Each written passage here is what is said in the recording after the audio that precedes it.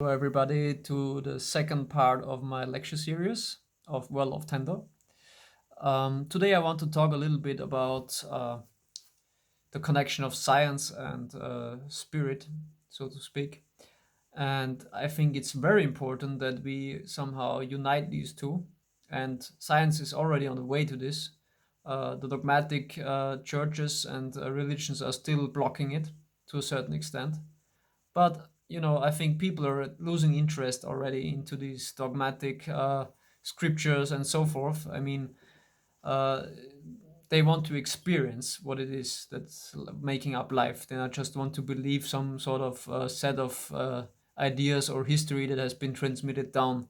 Although there is interesting stuff in there, I'm not denying it, but we should not rely wholly on these things.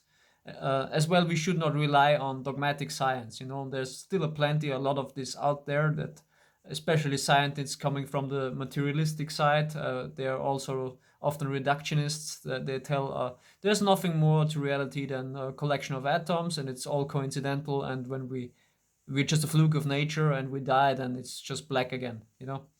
There's no evidence to this. Actually, the modern science, like quantum physics, rather suggests that there is consciousness on the other side, and we are just an effect of consciousness. So it's the other way around. Uh, it's a good way to compare this is like if your brain was is not the source of consciousness, but is rather an antenna, and it's tuning into a vibrational field that we don't see, which is space itself. It's hiding in the space, so to speak, and we're tuning into this field, and thereby we learn and gather our information.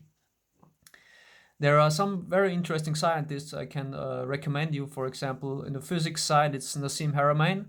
On the biologist side, it's Bruce Lipton or Rupert Sheldrake. It's also the epigenetic side, so that's very interesting. Yeah, so we actually are more like the source of it all than just random victims of God or of evolution. Uh, but this mindset has gotten us into this trouble where now we let our AI take everything over.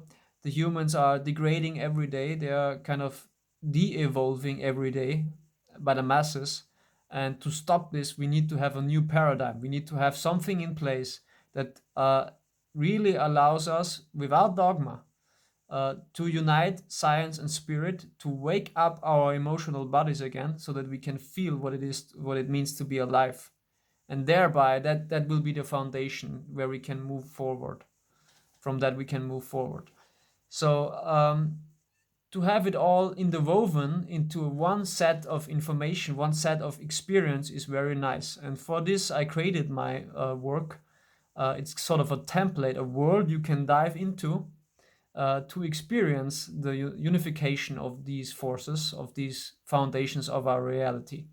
And it's also fun, it's entertaining, it's not just serious, and you will be sucked into it, and kind of from there on, you will have kind of a nice foundation where you can evoke the power of your heart again. Because right now, when you look outside, it's just everything dissolves. It's on the newspaper. It's everything is horror. Everything is dissolving. Wherever you go, people are scared, and it's rare to find kind of relaxing conversations, which is very nice to have. But I think it's not enough anymore. We need more than pure entertainment.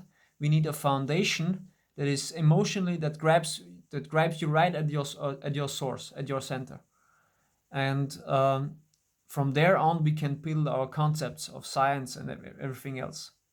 So if you're interested, as before, I tell you, discover worldoftender.com, check out my website, and I see you in the part 3 of the lecture series. Bye bye.